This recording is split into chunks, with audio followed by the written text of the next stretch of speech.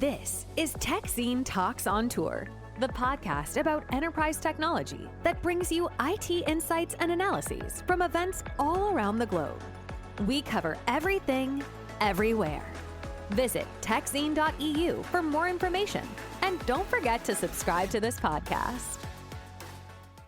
We're at HPE Discover, and we're talking to Rishma M. He is site CITO at Harry Reid International Airport. And we're going to talk about how they have implemented many of HPE's products in their infrastructure stack. And next to me is, of course, my co-host, Sander. Hello. Welcome. How are you? Very good. Thank Yeah? you. Okay. Thank you. Maybe Maybe just to clarify, Harry Reid International Airport is the airport of Las Vegas, right? Oh yeah, that's Because a good maybe thing. maybe not everybody knows that. Yeah. Welcome, Rishna.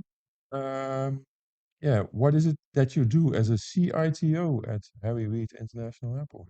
Well, thank you, first of all, for having me today. I really appreciate the conversation as we talk and dig into our HPE technology stacks or our HP technology stacks. I'm very excited to kind of talk through that with you guys. So my role basically at the airport is to ensure that we have a technology platform that helps the airport manage its businesses. And so anything under the technology umbrella is for my division to manage and maintain and upgrade and support and all that good stuff. So I manage the whole technology platform. Why is the I and the T combined in your role? Yeah, that's a really good question. I want to say it's because I can multitask really well, right? But it's also just because we understand the technology and the CIO and the CTO role nowadays can be combined, especially if we have a business angle to it. And it's something that I excel at very well. And obviously, I have to excel at it to help manage an airport this size. Yeah, so it has nothing to do with the fact that it's an airport, because Correct. that it sort of makes sense at an airport, maybe not in others. Correct. That doesn't have anything No, to do with just it. because I'm that great. I'm just Well, kidding. well, you can. I mean, you can say it. I mean, I don't know you very well, so you never know. But you run all the IT at the airport, or do the airlines bring their own IT as well? How does that work? So, really good question. So, the way our airport functions is we're 100% common use. We're the largest airport in the US to have a 100% common use platform. It's a very European platform, right? So, it allows us to manage the airline's locations and gate assignments. So, if we need to make moves, we can. No airline owns or permanently leases any of our area. And so, we have full reign of the airport to use as appropriate for our operations. Okay. So at other airports, sometimes when the whole terminal is leased by an airline, they also handle the IT. It depends on the relationship they have with that airport and how they want to construct that IT relationship. But for our airport, common use. So we're going to manage it as a common use airport. Does it also have positive implications for your decisions when it comes to infrastructure, IT infrastructure? Absolutely, because we want something that is going to be easy to use, easy to manage. If we have something that is too complex, too complicated, then that means I have more administration costs to manage that. And when we're trying to run our 30 plus airlines and ensure we can get everybody departed and arrived in a timely manner, we don't want technology to be one of the things that causes delays or interruptions. And so we need something that is easy to use.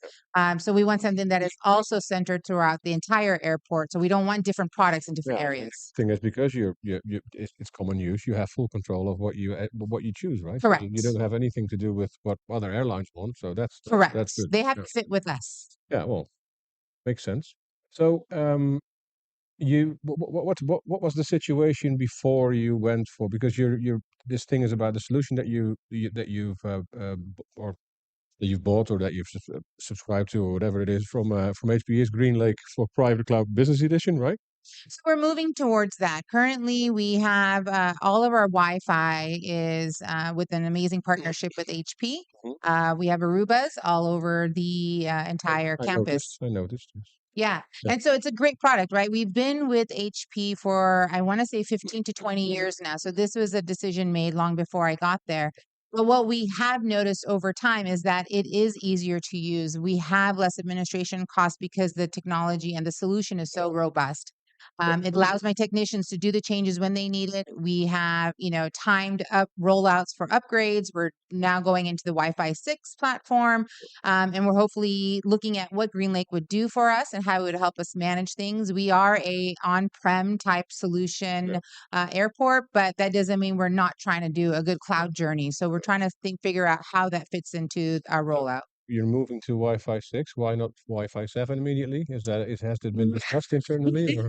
Well, okay, And look, is so it we're cost? Is still it a in cost thing? development too, right? Is it So we're just a little behind when we set our strategy to move towards Wi-Fi 6. So and we have 3,000 plus APs in our airport. So to get them all switched out in a timely manner, by the time it's like the San Francisco Golden Gate Bridge, if you haven't heard, right? They paint one side. By the time they're done, they've got to paint it again. So that's how we kind of or those roll. huge skyscraper with glass on the outside, right? Wash the windows, and when you're done, you're going to start over. Exactly. So just to be clear, you're at the moment you're mostly using the Aruba products. Yes. And but do you manage them already from GreenLake?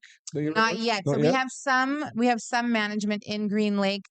We try and do a lot of analytics in the GreenLake platform.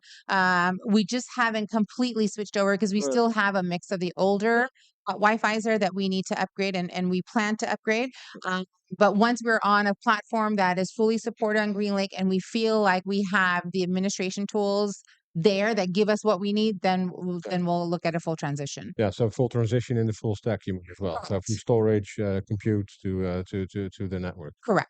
What kind of analytics do you hope to get in the future from it if everything is loaded on to the platform? So look, the business of airports is really to ensure that our guests are able to come in, get through the airport, get through security, get through the gate, and get onto their plane to wherever they need to go, right? And the reverse is true. They get here, they get through their gate, they get to the curb.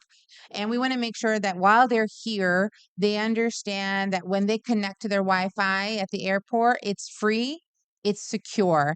And if we can ensure those two things, then what we are able to get back is we can see where passenger movement takes place. That doesn't mean we are focusing on one person or one identity. No, I agree. We're looking at this very holistically as to what the movement patterns are throughout the airport. That allows us to start looking at what kind of businesses do we have there? What kind of retail do we have there? Do we have bottlenecks? What do we need to do to reduce those bottlenecks? What kind of device support do we need to ensure that we're providing for our Wi-Fi? And if Wi-Fi is not the only and the ever-present signal, then what else can we do to ensure that our guests have connectivity to their platforms using their phones, their laptops, their tablets, things like that? So getting data back on performance, getting data back on number of users, where those users are traveling through the airport, it helps us make those decisions so that we're able to give them more effective and efficient services. Yeah.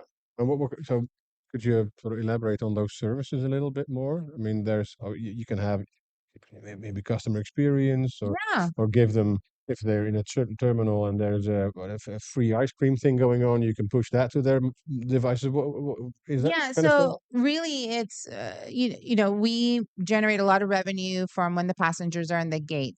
And this is Vegas, right? So we want to make sure that they're getting the full Vegas experience. We have casinos in our terminals.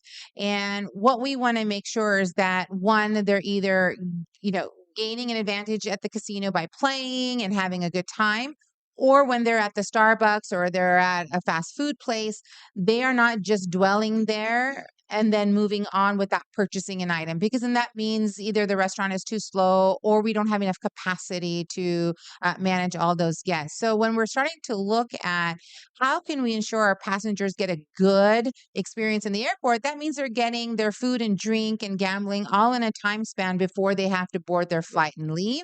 And if you put roadblocks in the way, right? If you have to wait more than 5 to 10 minutes at a Starbucks to grab a coffee, you're going to start looking for another coffee place, right?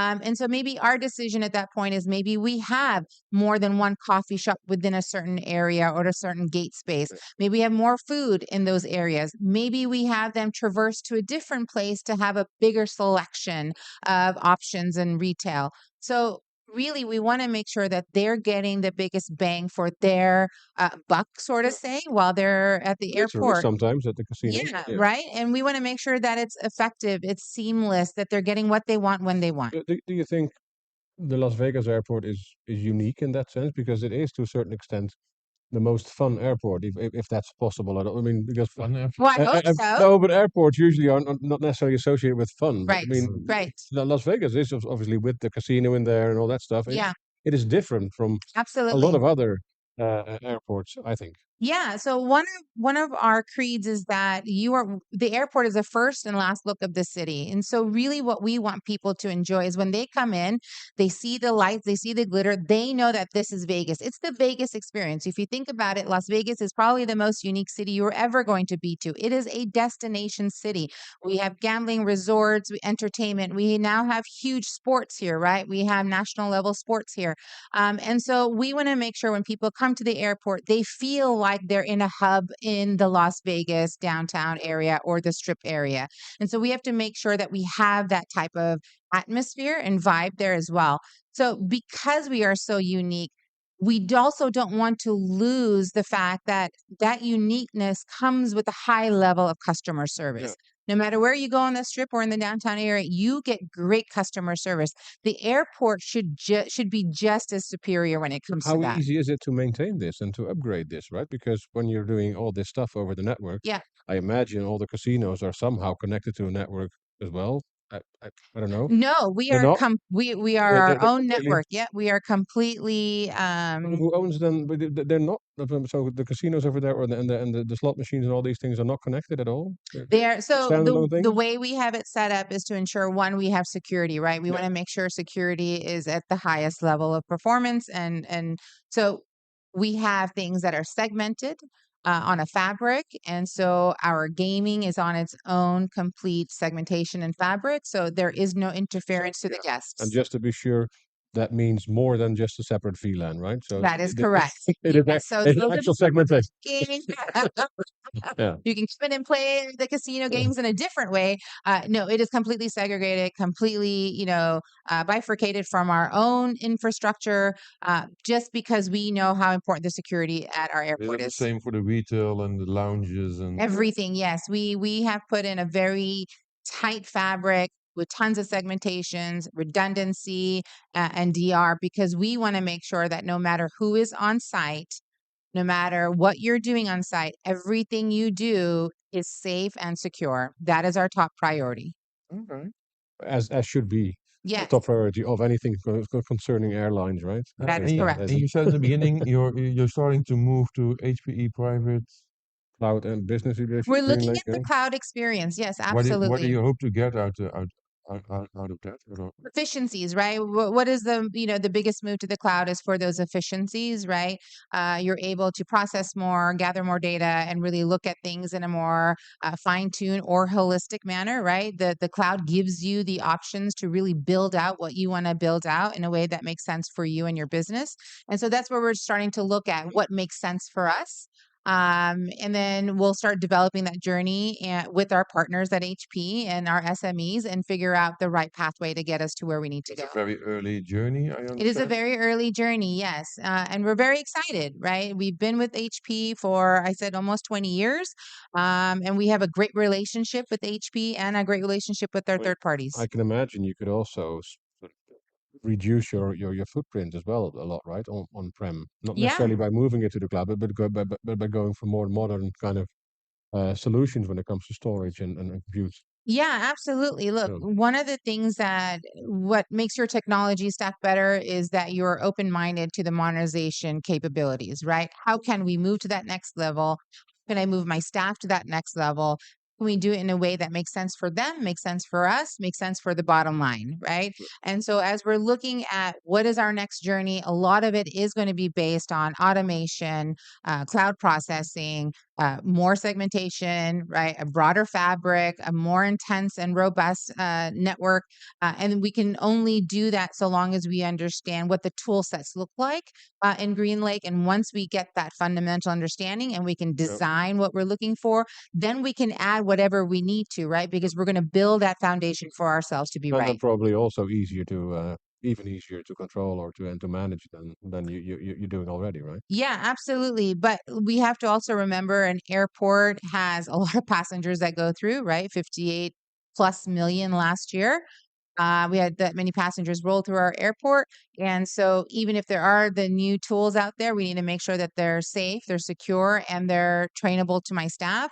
Do you see moving, sort of wrapping it up towards the future, Yeah, do you see this growth? Because there's still a lot of growth at the airport in terms of absolutely. There's capacity. always room for growth. Do you see that as how do you take that into consideration when you're looking at future Yeah, deployments of IT infrastructure? Because an extra 5 million a year can have quite a big impact on how many access points you should deploy correct. or whatever, you know? Correct. How do you take that into consideration? Because it's a very volatile kind of thing. Yeah, and so what we're looking at as part of our modernization efforts is what do we need to be a part of our ecosystem in the network topology? What other types of bands do I need? So although we have Wi-Fi, right? We love our Wi-Fi. We think it provides amazing services. We also have our wired, and we're also looking at private LTE, right? Because this is not just one or the other. It is an ecosystem of multi. And so we need to look at how can we encompass these other new technologies that are coming out, and how can we envelop them into what we need to do. Our strategy is really looking at automation and the autonomous vehicles, autonomous jet bridges, and that's 5 years out, but we got to start building that today. So if we can be smart, with the right tools in place, then we know we can build a foundation off of that. Okay. Thank you, Rishma, for Thank you. joining us on TechSign TV. Thanks so much for tuning in to this episode of TechScene Talks on Tour. If you're enjoying the show, please feel free to rate, subscribe, and leave a review wherever you listen to your podcasts. That helps others find the show, and we greatly appreciate it. If you'd like more information, please feel free to visit techzine.eu, where we cover everything, everywhere. Thanks again for listening, and we hope you'll join us again on the next episode of TechScene Talks on Tour.